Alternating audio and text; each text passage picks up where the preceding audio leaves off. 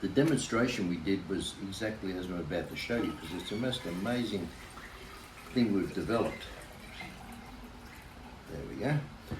There we have some seawater, which is from here in Bowen, right? But it's still similar water. But with that, you can see it's quite clear. And with that, the catalyst that we developed, called Catalyst 365, is also clear. But when I put our catalyst in that seawater, you'll notice something very unusual occurs. The seawater turns milky. There we go. And what that is, our catalyst reacts with all the 47 dissolved metals that are in seawater.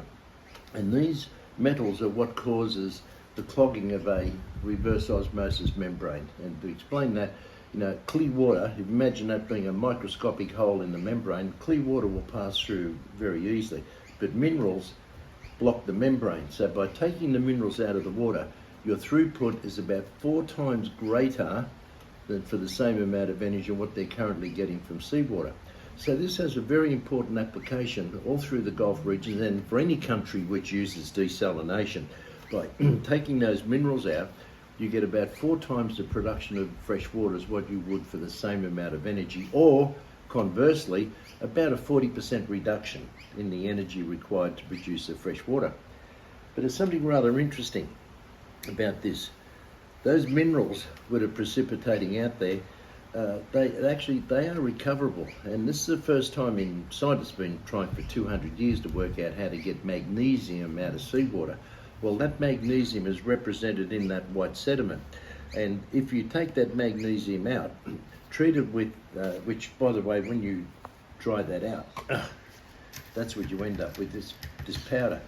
And it produces about 5 tonne of this powder per megalitre of seawater. Now it's well known there's 1.3 tonne of magnesium in every million litres of seawater. So with this represents quite a valuable resource for the recovery of those metals. And it's been known for a long time the Japanese were recovering uranium out of seawater. But this residue also contains lithium, copper, tin, and we've got an R&D program. We're working through how to recover each of those metals. But with this, there's something interesting, and I'll come back to this in another little video after this one on recovering those metals. But I'd like to show you something interesting about this. I'm going to take some of this water out of here.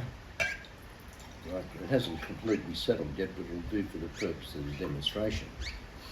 And I'm just adding a little battery to this. This is the little 9-volt battery. And I'll move this into shot. Just give me 1 second. Put that there so you may be able to see that. What's happening on the cathode of that battery, it's producing hydrogen, absolutely pure hydrogen. And what it is, it turns out this clear water, after we've taken those minerals out of the water, it's perfectly suited for producing hydrogen, because it's those minerals which cause all the scale to build up on the anode, which very quickly prevents the production of hydrogen if you're using straight seawater. So this, with the minerals removed, has an enormous capacity to produce hydrogen. And Qatar particularly, because they're in the gas business, they have the ability there to compress it, freeze it, liquefy it, and also to ship it around the world. And this is of great interest to the Qatari government. And it could be applied to other countries as well. So by using our catalyst, one, you're getting a much higher throughput of fresh water, or a great energy reduction. You're recovering the minerals out of the seawater, which I'll come to shortly. And you can also use that water for producing hydrogen gas, which there's quite a large market in the world for that now. So that's basically what we're talking about over there. But the biggest issue over in Qatar, every one of those RO plants, and there's 7 countries drawing water out of the Persian Gulf. Out of every 400 million litres, they extract 300 million litres of fresh water, but 100 million litres are returned back into the Persian Gulf. And these salinity levels are increasing substantially. By removing these salts out of it, there is no brine going back into the Persian Gulf. So it has an enormous environmental impact as well, because in the fullness of time, as the salinity levels increase, it's going to be detrimental to marine life there, and maybe over the next 50 or 100 years, it may end up completely void of resources like the Dead Sea up in Jordan. But there's some important aspects here.